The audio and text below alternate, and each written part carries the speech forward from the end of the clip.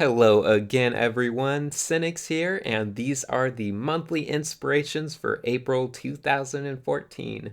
I think for this month, I'm going to share some of my classic inspirations that have inspired me a lot over the years. So, if you've watched a lot of my previous videos, you may have heard me mention some of these names of artists before, and now I can finally share with you some of their artwork. First up is going to be Ashley Wood, one of my all-time favorite artists. And he is a traditional painter mainly, who also does a lot of comic book work. So I think that was where he made a name for himself, was in comic book work. But now that he has some fame, he can focus on doing a lot more traditional paintings.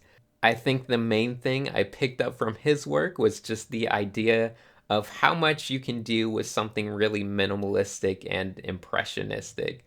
So instead of focusing on highly rendered pieces and lots of polishing, it's just a lot of looseness and fun energy.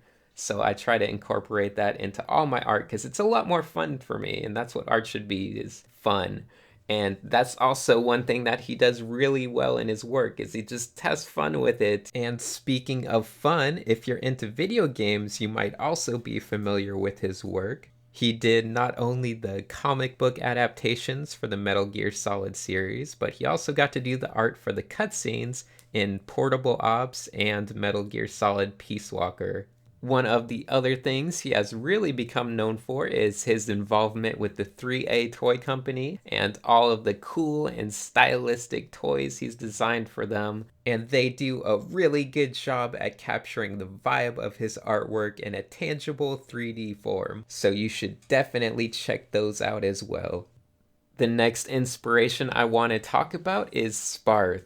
Sparth is one of the greatest and most influential digital painters of our kind of contemporary time.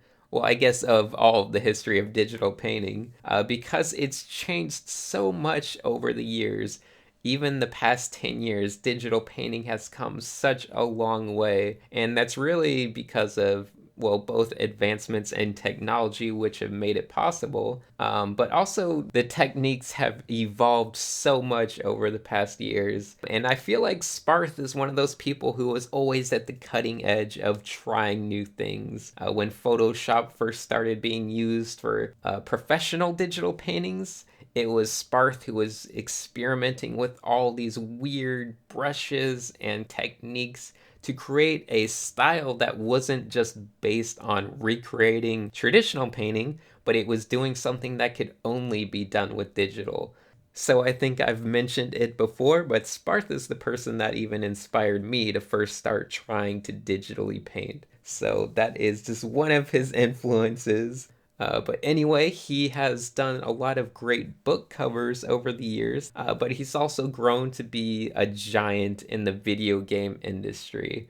So he did a lot of concept art, I think, for Ubisoft Montreal for a while. But more recently and famously, he has been one of the head art directors at 343 Studios. Mainly, he was in charge of the art direction for Halo 4, and his influence can definitely be seen in the final look of the game. But anyway, yeah, Sparth is amazing, so go check him out. So those are the two artists I wanted to mention, but I also want to share a couple things from the world of film and television.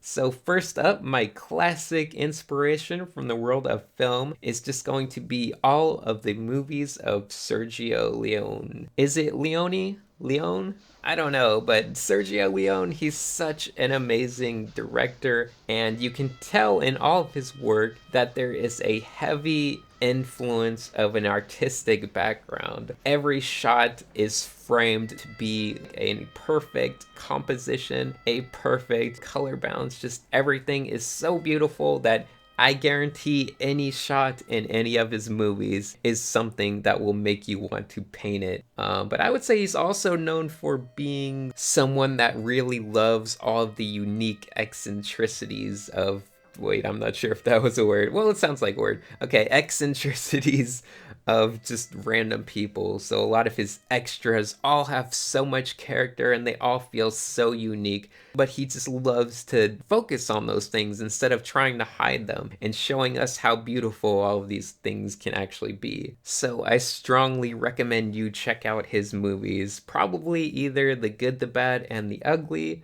or Once Upon a Time in the West. Those are personally my two favorites. But anyway, sticking with this little Western motif, the last inspiration I'm going to mention is an old TV show called Have Gun Will Travel.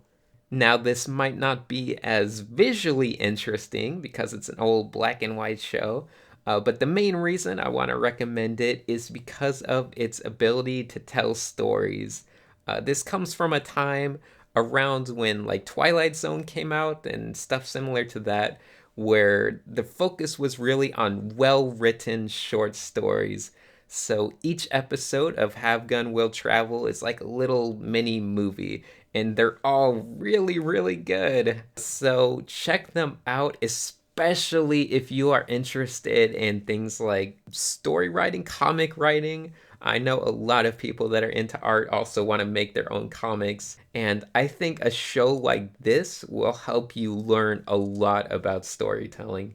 Okay, I think that's going to be it for this episode. I hope you guys found some new inspirations. And as always, I'm going to close things out with a Nintendo 3DS image inspired by this episode. And I think you guys will really enjoy this one. So thanks for watching.